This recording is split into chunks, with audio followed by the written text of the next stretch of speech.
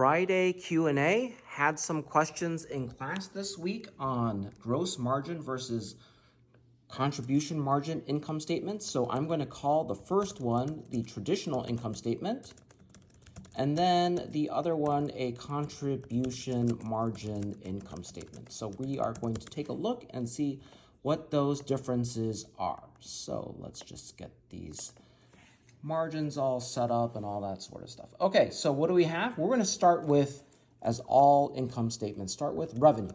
Okay, so revenue, our sales, is going to be on top. And then on the traditional income statement, we're going to subtract our product costs.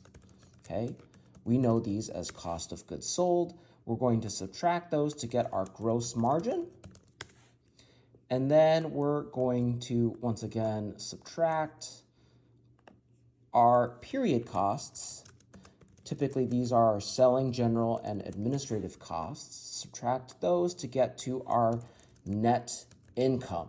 And then we will double underline because as accountants, double underline means we are done with the statement. Okay, so contribution margins, income statement, we're going to also start with revenue, and I like to remind my students revenue is price times quantity, and we are going to, from there, subtract our variable costs. Okay, y equals mx plus b, so m is the variable cost per unit, and we're going to multiply by the number of units. And then what do we get? We're going to get, instead of gross margin, contribution margin. Okay, and if they're not variable costs, they are fixed costs. Fixed costs, y equals mx plus b, that is our intercept, our fixed costs. And when we subtract our fixed costs from the contribution margin, we're going to get net income.